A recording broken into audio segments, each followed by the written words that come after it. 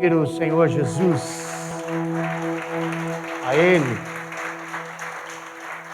Queria que você sentasse um pouquinho.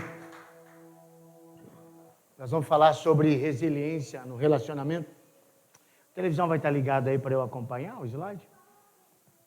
Eu vou tentar dividir hoje a nossa palestra de 3 maneiras, tá bom? Essa primeira parte eu vou definir um pouquinho para vocês, vou trazer aqui algumas definições de que seja resiliência.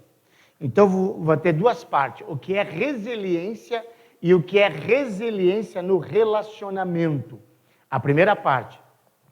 Aí eu vou dar uma parada e vou trazer um casal aqui para nós entendermos a resiliência na vida real. Como isso acontece?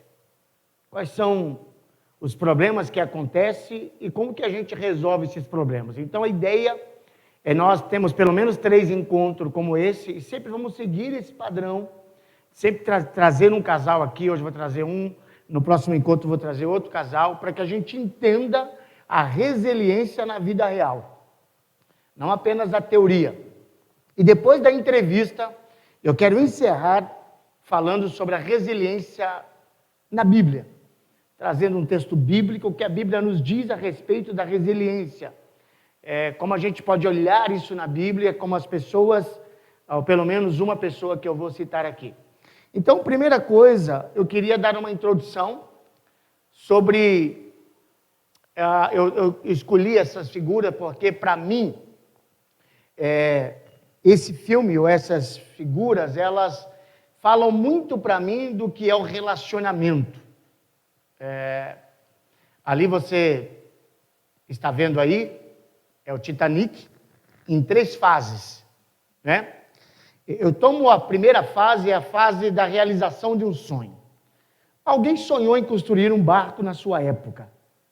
Alguém sonhou em construir um barco monstruoso e tinha um sonho. Todo sonho, alguém disse que não tem medo do que os que sonham dormindo, porque a hora que acordo dos seus sonhos são apenas sonhos. Alguém disse, eu tenho medo do que os sonham acordado, porque são capazes de colocar os seus sonhos em ação. Então alguém sonhou. E para que esse sonho fosse concretizado, teve investimento, não foi da noite para o dia.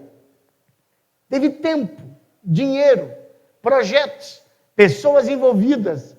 E aí quando um barco desse fica construído, a pessoa que idealizou, ela olha e diz, poxa, esse é o meu sonho.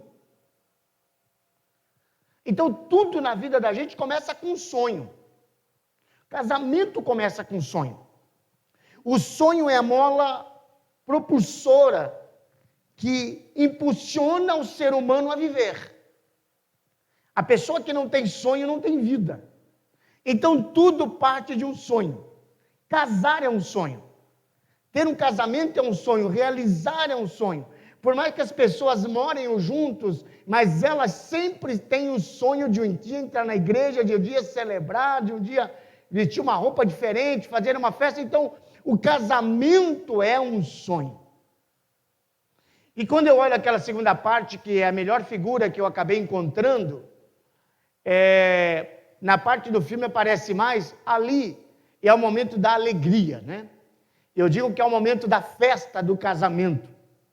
Ali as pessoas estavam felizes porque algumas iriam entrar no barco e iriam participar desse grande sonho, as outras famílias estavam ali felizes, então era o momento da despedida, o momento de dizer, poxa vida, você vai entrar na história, é um momento alegre, é uma festa de casamento, né? Todo mundo alegre. Nesse momento ali, ninguém nunca imaginaria, ou talvez se alguém falasse assim, e se esse barco afundar? Alguém olharia e falava assim, você está de brincadeira. Porque aquelas pessoas que estão ali com um sorriso, com alegria, jamais passa pela cabeça delas qualquer tipo de tragédia. A nossa mente, a mente humana, ela não é projetada para tragédia. Todos os projetos que você entra na vida, você pode conversar com pessoas. Eu já fui em várias reuniões e depois deixei de ir, Mas às vezes as pessoas me convidavam para essa reunião para vender, não é? O colchão que chama saúde e outras coisas. E aí você vê o cara apresentando, você pode perceber que não tem nada negativo. E às vezes uma das perguntas que eu fazia era o seguinte: quais as coisas negativas? Porque todo produto, qualquer coisa, ela tem. Nada na vida é só positivo. Então, todo empreendimento que a gente nunca entra com a mentalidade de que não vai dar certo.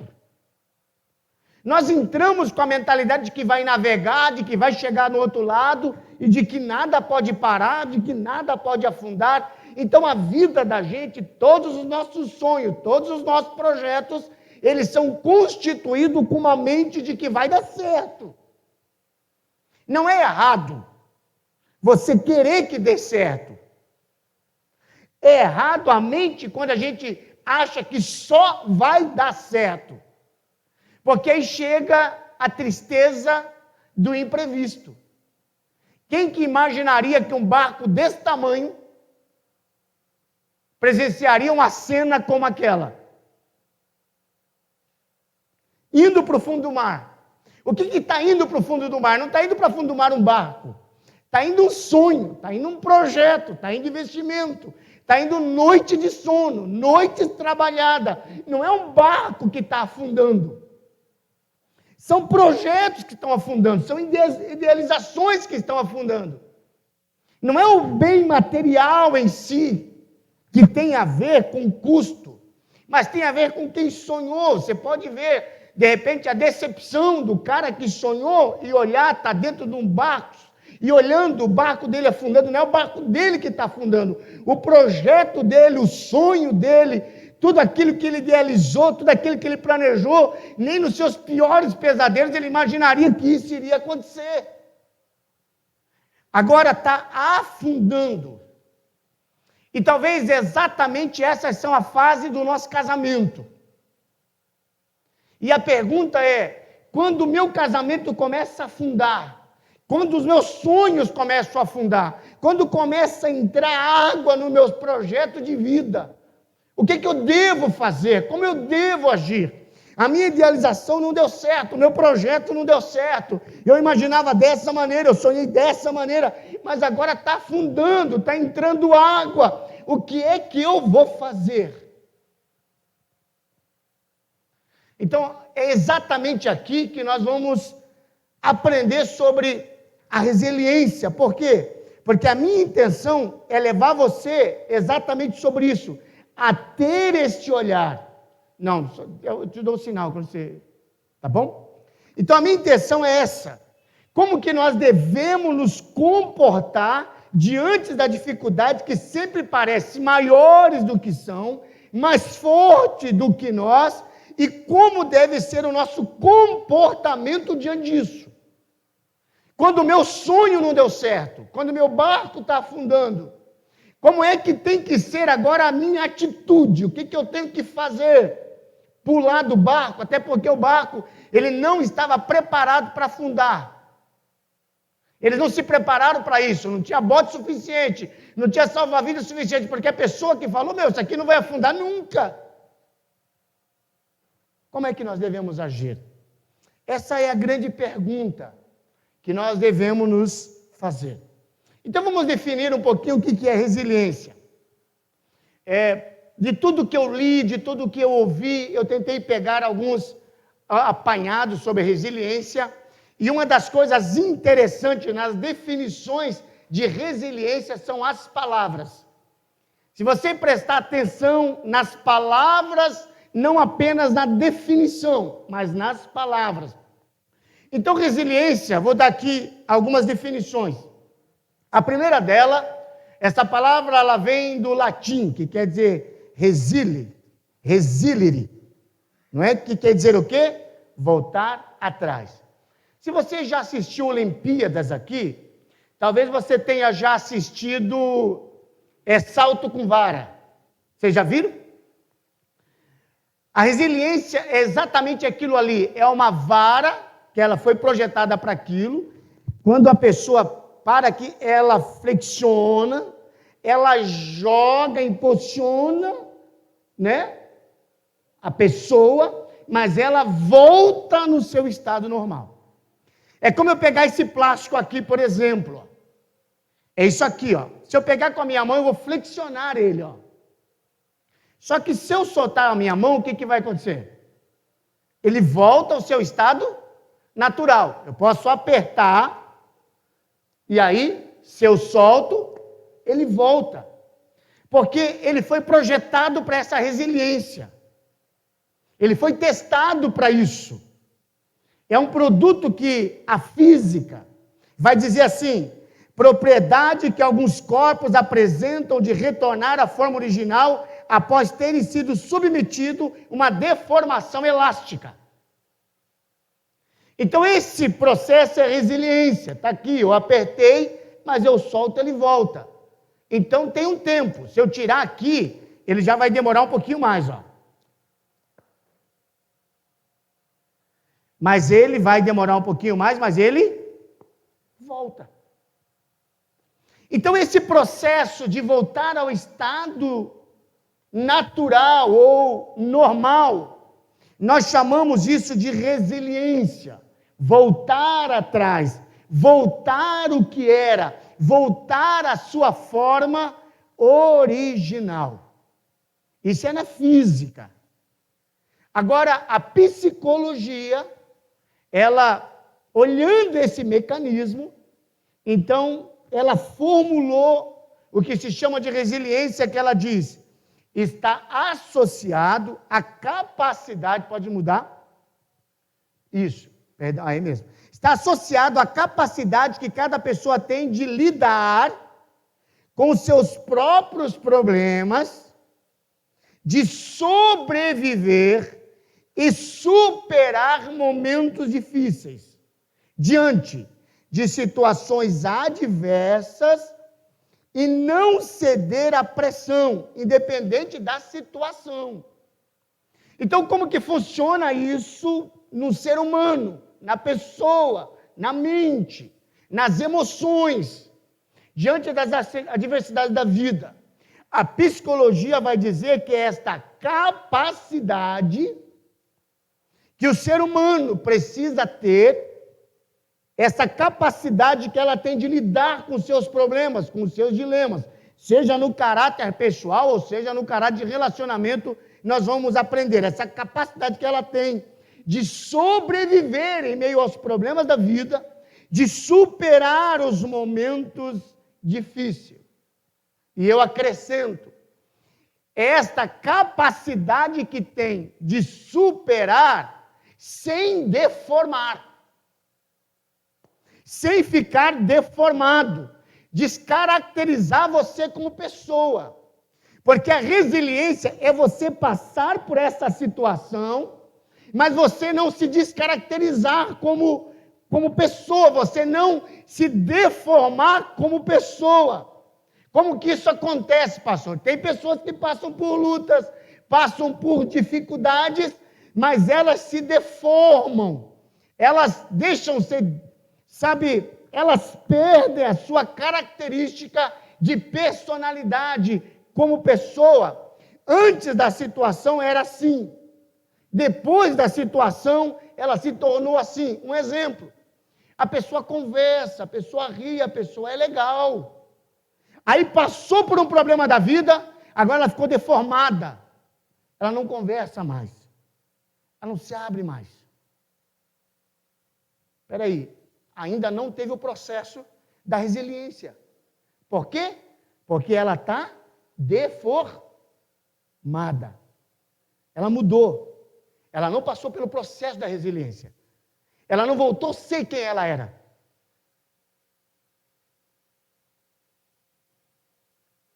Ela está sempre com o pé atrás.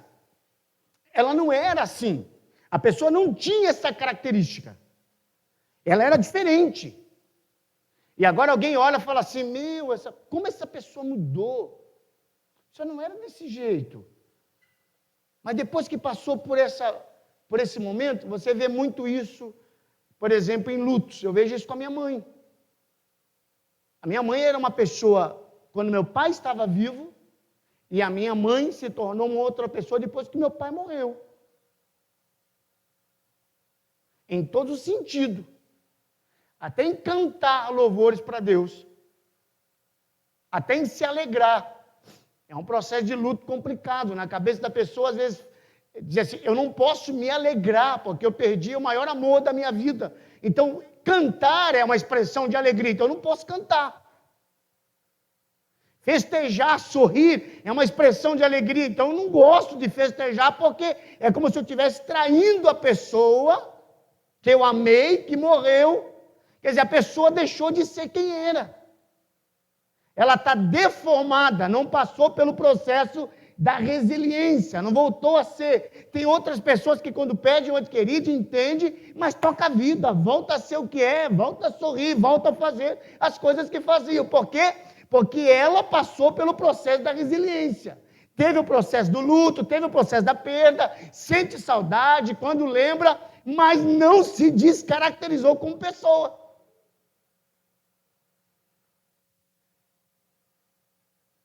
Eu gosto dessa definição e nós vamos aprender muito com ela.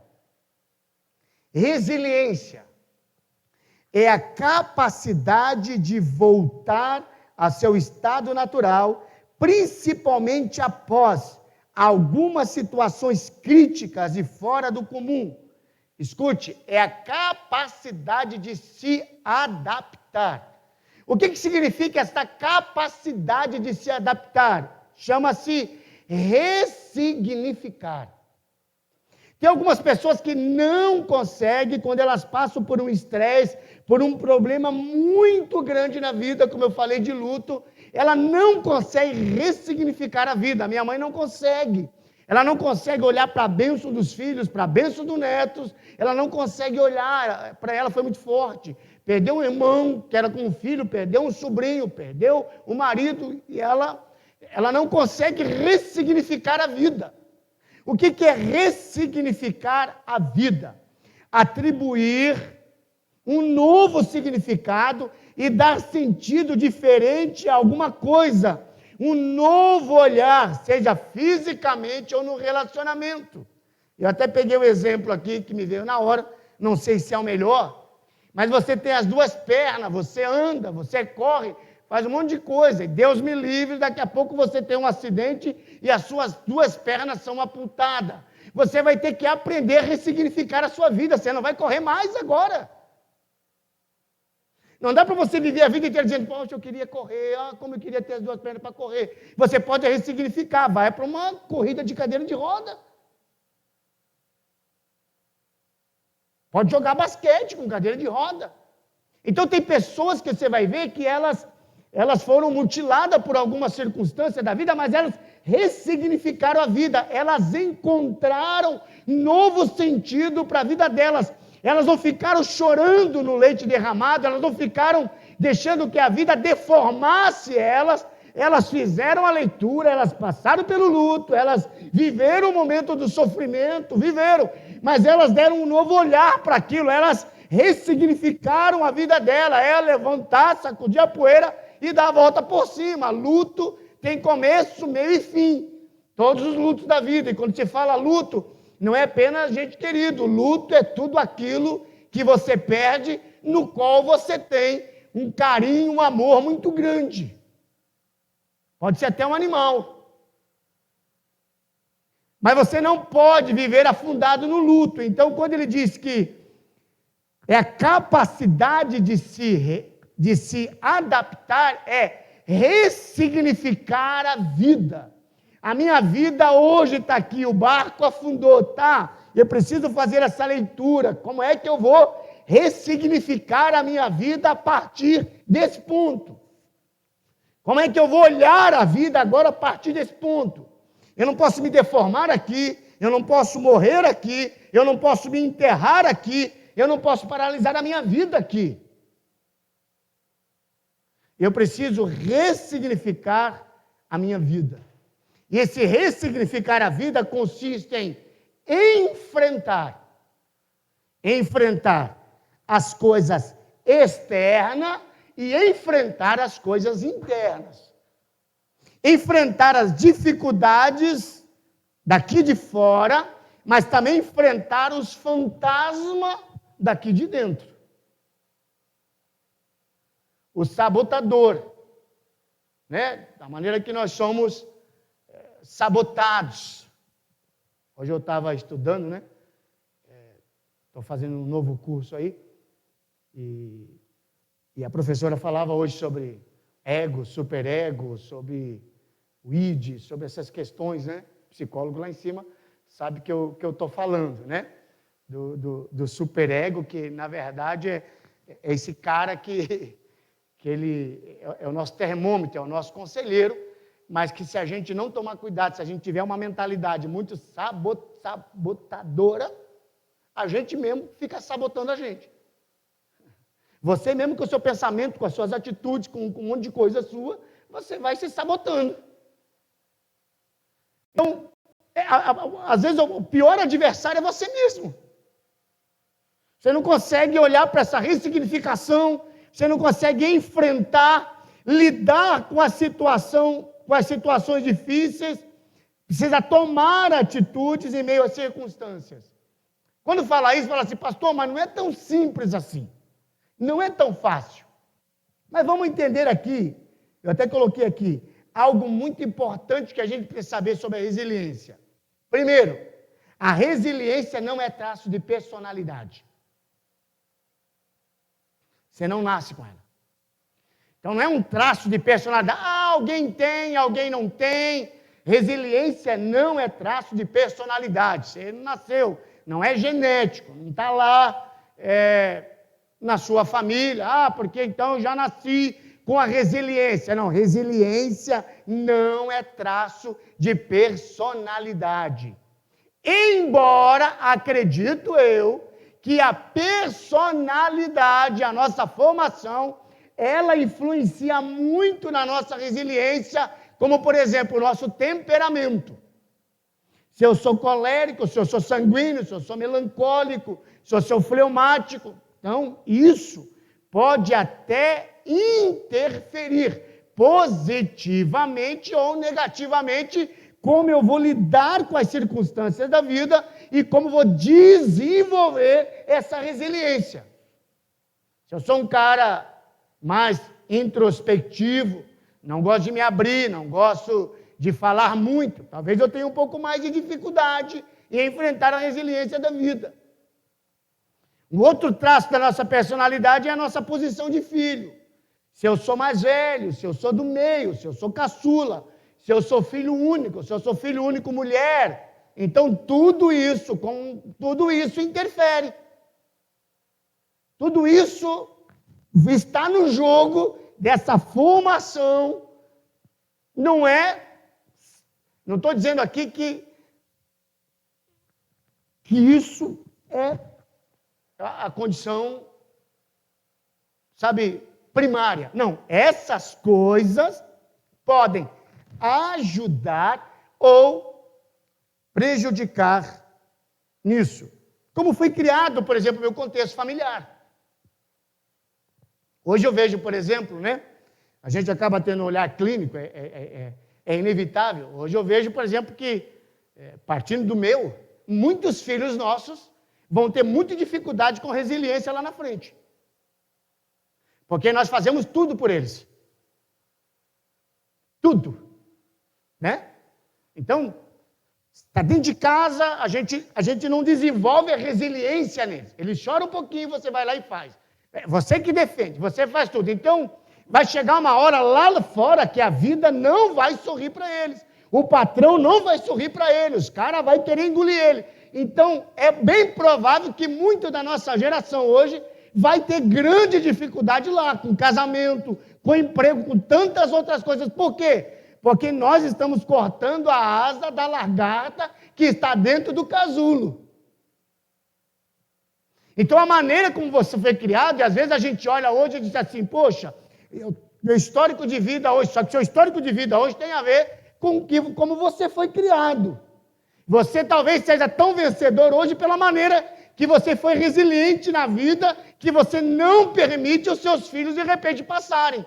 Só que hoje você está aqui, amanhã você não está. Hoje você pode defender, hoje você pode fazer um monte de coisa, amanhã você não vai estar. E aí? Aí essa pessoa vai ter que enfrentar a vida.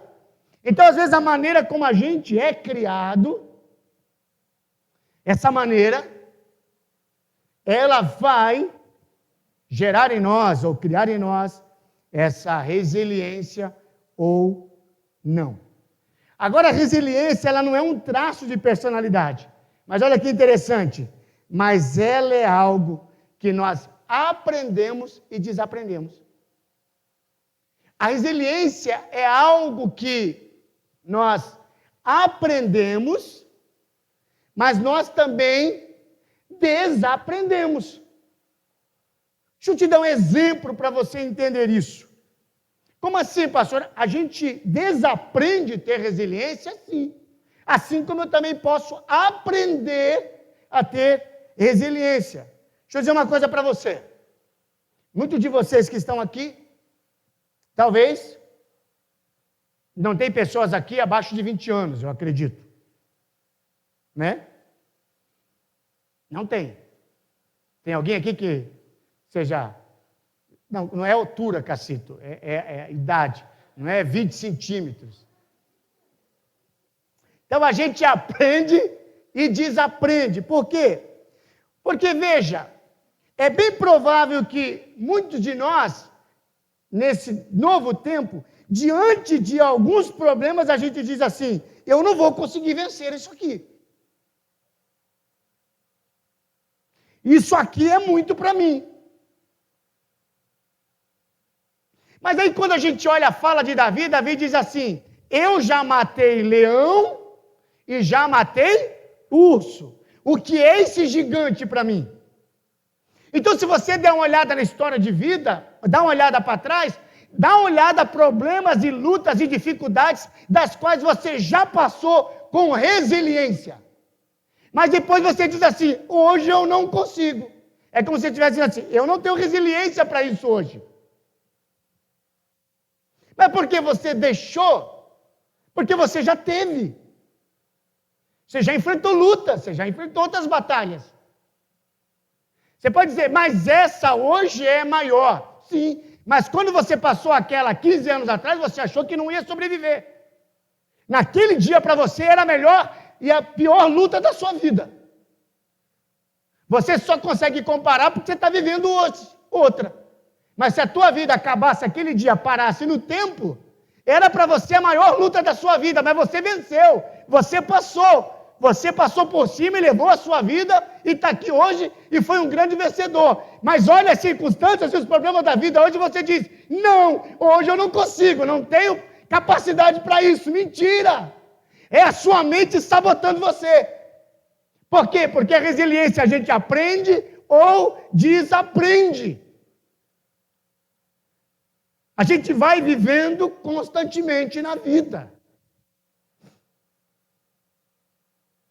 Eu já enfrentei problemas ministeriais em 95, 96, 97, 98 e hoje nós enfrentamos problemas ministeriais. Vai dizer que é diferente? Igreja é igreja em todo o tempo. Igreja é igreja em todos os lugares. Mas como a gente hoje, diante de alguns problemas, a gente fala assim, não dá, não vou conseguir, melhor desistir. Por quê? Porque eu estou desaprendendo a ter resiliência. Porque se eu colocar na minha cabeça e olhar lá atrás, os mesmos problemas eu já tive lá atrás, em outros ministérios, e foram vencidos, Deus supriu, passamos por cima e tocamos o barco. Mas por quê? Porque a nossa mente é sabotadora, está dizendo, você não consegue. Por isso que o profeta vai dizer, eu quero trazer à memória o que pode me dar esperança. Quero trazer as coisas boas. Então nós aprendemos ao longo da vida, ou nós desaprendemos. Por quê? Porque às vezes as pessoas dizem assim, eu não vou conseguir. Mas seu histórico. Seu histórico de vida. A resiliência é uma competência. O que é competência?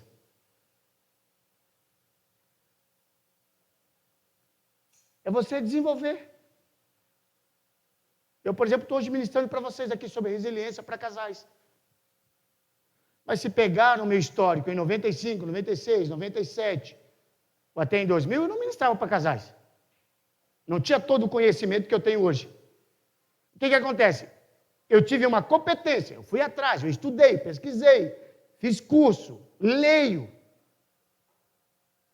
Né? Vamos para o segundo tempo agora, tenho 3 minutinhos para o segundo tempo.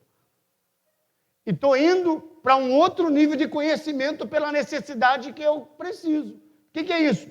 Uma competência. Então, a resiliência ela é uma competência, ela é o quê? É uma atitude perante a vida. Conhecimento sobre si mesmo e sobre seu comportamento envolve a habilidade que você pode ou não desenvolver. Não dá para você ficar dizendo assim, eu não tenho, vai vir uma hora, não. Você precisa levantar a cabeça, sabe? Empinar o peito, dizer, não, se eu não tenho, eu vou aprender. Como é que eu aprendo? Como é que eu vou enfrentar isso? Como é que eu vou ter competência aqui? Quais áreas que precisam ser tratadas? Nós vamos aprender. Hoje não vamos conseguir tratar muito, mas no próximo encontro nós vamos só tratar de palavras como paciência e tantas outras palavras que são tão essenciais dentro da resiliência. Agora, como que isso acontece na vida normal, no dia a dia?